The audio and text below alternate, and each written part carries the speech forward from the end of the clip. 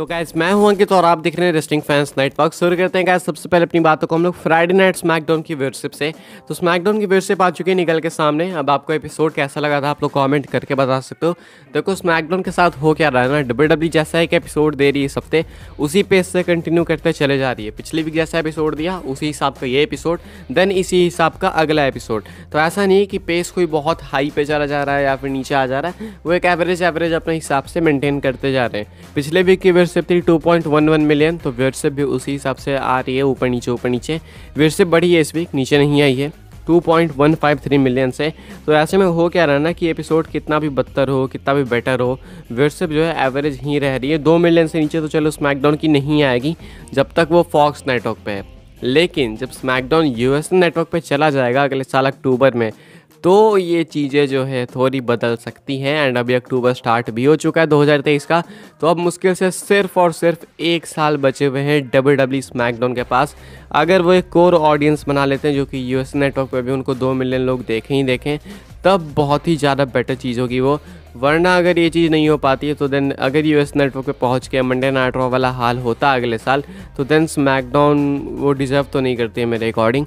लेकिन हाँ फिलहाल वो बहुत दूर की बात है। 2.153 मिलियंस इस वीक की व्यूअरशिप है एंड पिछले वीक के नंबर्स थे 2.11। आगे बढ़ते हैं, बात करते हैं अगली स्टोरी के बारे में जो कि डोमिनिक मिस्टीरियो को लेके। तो आज के NXT नो मर्सी में डोमिनिक मिस्टीरियो हार चुके हैं अपनी NXT नॉर्थ अमेरिकन चैंपियनशिप, यानी कि ट्रिक विलियम्स उनका मैच था एंड ट्रिक विलियम्स यहाँ पे इस मैच को जीत चुके हैं, हाथ धो चुके हैं डोमिनिक मिस्टीरियो अपनी इस टाइटल के ऊपर से। अब मैंने ये चीज़ एक्सपेक्ट नहीं करी थी, स्पेशली क्योंकि मुस्तफ़ा अली को रिप्लेस करा ट्रिक विलियम्स ने, तो मुझे लगा भाई ये तो लास्ट मिनट डिसीजन है, इन्हें कहाँ से अचानक से चैंपियन बना देंगे। अगर हराना भी होगा तो थोड़ा तो टाइम लगेगा, लेकिन यहाँ पे ट्रिक विलियम्स सही में चैंपियन बन गए। उनको जिस तरीके का पुश मिल रहा है, जिस तरीके से लोग पूछ रहे हैं, उनकी वाहवाही हो रही है NXT में, या फिर जो फैंस अमेरिका वाले, आपको पता ही है भाई अमेरिका में एक तो लहर उठती है कि अब इसे सपोर्ट करना है, अब चलो भेड़ चाल में सब इसे ही सपोर्ट करेंगे, अब इसे ब्यूरी करना है, अब सब भेड़ चाल में इसी को ब्यूरी करेंगे। एग्जाम्पल देख लो, नाया जैक्स को ब्यूरी करना तो सब नाया जैक्स को ब्यूरी करेंगे कि अरे इसे कुछ नहीं आता है। अगर अप्रिशिएट करना है तो सब एले नाइट को अप्रिशिएट करेंगे। तो वहाँ के लोगों की पहले तो बुद्धि है नहीं, वो एक दूसरे को देख के जो है चीज़ों को फॉलो करते हैं। तो ऐसे में ट्रिक विलियम्स जो है उसी वजह से जीत भी गए। एंड अब दिक्कत ये हो गई ना कि जजमेंट डे के सारे मेंबर्स के पास एक टाइटल है मिनिमम एटलीस्ट, बेचारे डोमिनिक के पास नहीं है। तो अब ये चीज़ थोड़ी सी खलेगी, थोड़े से ऑड दिखेंगे डोमिनिक। इसके ऊपर जो है रिएक्शन भी आया है रिया रिप्ली का, आप देख सकते हो कि रिया रिप्ली कहती हैं यूर फ्रीकिन किडिंग मी। हालांकि ये फ्रीकिन तो नहीं कहती हैं, लेकिन मैं तो भाई आप समझ ही सकते हो, मैं तो फ्रीकिन ही बोल सकता हूँ यार बाकी आप समझ लो इसका दूसरा मतलब क्या है, रिया रिप्ली क्या कहना चाह रही हैं। तो ये कुछ हुआ बेचारे डोमिनिक के साथ, आज वो NXT के अंदर हार चुके हैं। इसके ऊपर कुछ कहना चाहोगे कमेंट करके आप लोग बता सकते हो। आगे बढ़ते हैं गाइस, बात करते हैं अगली स्टोरी के बारे में जो कि अपनी जुड़ी हुई है न्यू फास्ट लेन मैच से। तो एक नया मैच ऐड हो चुका है फास्ट लेन के कार्ड के अंदर।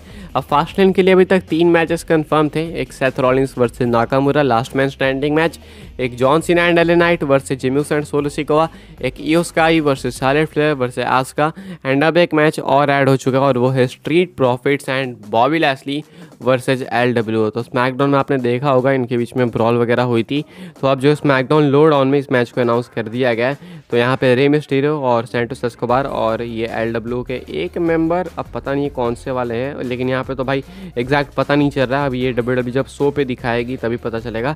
अभी मुझे कुछ खास क्लैरिफिकेशन है नहीं कि दोनों में से कौन होगा। फेस करेंगे यहाँ पे बॉबी लैस्ली एंड स्ट्रीट प्रॉफिट्स को। तो ये 6 मैन टैग टीम मैच होगा जो कि आपको फास्ट लेन में देखने को मिलेगा। तो फास्ट लेन अगर देखो तो भाई ज़्यादा दूर है नहीं, अगले हफ्ते ही आपको देखने को मिल जाएगा। हालांकि वो अलग बात है कि मैंने पता नहीं किसी वीडियो में कह दिया कि फास्ट लेन तो बस भाई अब 3-4 दिन बाद है, तो होती है भाई ऐसी गलतियाँ होते रहती है ठीक है। आगे बढ़ते हैं, बात करते हैं MJF के बारे में। तो MJF जो है वो अपने AEW डील के बारे में बात करते हैं। काफ़ी सारे जो WWE फैंस हैं वो इंटरेस्टेड रहते हैं, काफ़ी जानना चाहते हैं कि MJF की AEW डील कहाँ तक पहुँची है, क्या वो रीसाइन कर रहे हैं या नहीं कर रहे हैं, क्या उन्होंने कर लिया, क्योंकि सबको जो है एक होप है कि MJF WWE में आएंगे। स्पेशली 2024 की रूमर्स है पिछले साल से ही कि हो सकता है 2024 के स्टार्ट में MJF आ जाए, क्योंकि इनकी डील जो है 2024 के स्टार्टिंग में ही एक्सपायर होगी AEW के साथ। तो ऐसे में होप्स है WWE फैंस की, आशा लगा के बैठे हैं लोग। MJF जो है बात करते हैं इसी चीज़ के बारे में, क्या उन्होंने AEW के साथ एक डील साइन कर ली है। तो कह रहे हैं कि नहीं, मैंने AEW के साथ कोई भी डील साइन नहीं करी है, अभी तक कोई भी डील ऑफिशियल नहीं हुई है इनके और AEW कंपनी के बीच में। लेकिन काफ़ी सारे लोग डाउट कर रहे हैं, कह रहे हैं कि भाई ये तो झूठ भी बोल सकता है, ये तो हो सकता है AEW ने साइन कर लिया होगा लेकिन ये जानबूझ के नहीं बता रहा होगा ताकि इसके अराउंड हाइप बिल्ड हो। एंड AEW जानबूझ के ये करना चाहिए कि इसके अराउंड हाइप बिल्ड हो कि WWE में अपीयर हो सकता है, एंड देन एंड में अनाउंस करेंगे बिल्कुल एंड में जाके कि ये तो AEW के साथ ही रिसाइन कर रहा है। तो ये एक हो सकता है बिजनेस प्लान, में डिसएग्री नहीं करूँगा इससे। लेकिन अगर सारी कॉन्स्पिरेसी वगैरह छोड़ दें, सिर्फ अगर इनकी बातों को ही माने हम, क्योंकि अभी तक तो इनकी ही बातें मानते आ रहे थे, क्योंकि कह रहे थे कि मैं WWE में आना चाहूँगा। मैं तो उस टाइम भी उसे जोक में ही ले रहा था कि भाई ये WWE में क्यों ही आना चाहेंगे, मजाक में ही कह रहे हैं। लेकिन अगर लोगों ने उस चीज़ को भी सीरियस लिया, सो आई होप कि लोगों को ये भी सीरियस लेना चाहिए, क्योंकि MJF वो भी कह रहे थे, MJF ये भी कह रहे हैं। तो MJF का कहना है कि उन्होंने AEW के साथ कोई भी डील अभी तक साइन नहीं करी है। आगे बढ़ते हैं, बात करते हैं आखिरी स्टोरी के बारे में, जो कि है रॉक एंड कोडी रोड्स को लेके। क्या रॉक वर्सेस कोडी रोड्स का मैच हमें एलिमिनेशन चेंबर में देखने को मिल सकता है? कितना वियर्ड टाइम है कि हम लोग ये बातें कर भी पा रहे हैं। रॉक वर्सेस रोमन के अलावा या फिर रॉक के रेसलमेनिया मैच के अलावा ये सारी बातें करना कितनी अनबिलीवेबल सी लगती थी एक टाइम पे, लेकिन अभी ये चीज़ पॉसिबल है। Rock versus Cody Rhodes elimination chamber में शायद हो सकता है, ऐसा काफ़ी सारे लोगों का मानना है।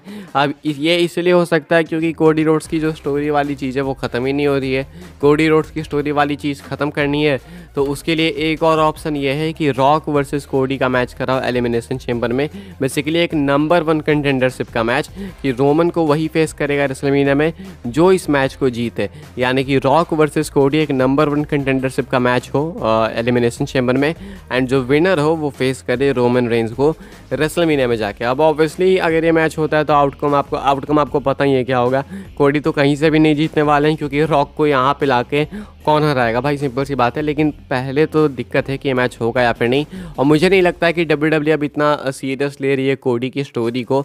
टू बी ऑनेस्ट वाइब्स देख के मुझे ऐसा लगता नहीं है, लेकिन फिर ये भी हो सकता है कि वाइब अभी मैच नहीं खा रही है, अचानक रेसलमेनिया सीजन आते कोडी फिर से बन के भाई ब्रूनो सैमर्टिनो एंड लगे सबको हराने, लगे डोमिनेट करने, तो वो एक अलग चीज़ है। लेकिन अभी के हिसाब से तो मुझे ये लगता है कि कोडी की वो हाइप डेड हो चुकी है, जो कि एक टाइम पे हुआ करती थी कोडी। अब तो वो नहीं है कहीं से भी। अब तो वो जो रिएक्शन आता है कोडी के थीम पे वो वाला, वो भी काफ़ी कम ही आता है। वो तो अब तो वो भी काफ़ी फुसकी बॉम्ब हो गया है। तो अब तो कोडी की हाइप भी चली गई है। तो अब मुझे नहीं लगता कि WWE स्टोरी वाली चीज़ इतनी सीरियसली ले रही है। लेकिन अगर ले रही है तो देन एक और ऑप्शन है इससे मुक्ति पाने के लिए, कि वो रॉक वर्सेस कोडी करा दे एलिमिनेशन चेंबर में, एंड नंबर 1 कंटेंडरशिप का मैच हो, जो जीते वो रोमन को फेस करे, एंड ऑब्वियसली यहाँ पे रॉक जीत जाएंगे। तो ये है एक पिच फैंस की तरफ से, रिपोर्टर्स की तरफ से मैंने आपको बता दी है। क्या ये होना चाहिए? कमेंट करके बताना। इस वीडियो के लिए यही अपडेट है। वीडियो को लाइक करना, शेयर करना, सब्सक्राइब करना, चैनल को फॉलो कर सकते हैं आप लोग मुझे इंस्टाग्राम एंड ट्विटर पर, साथ में ज्वाइन कर सकते हैं व्हाट्सएप चैनल, लिंक है डिस्क्रिप्शन में। मिलता है अपने नेक्स्ट ऑफर काफ़ी इंटरेस्टिंग वीडियो में।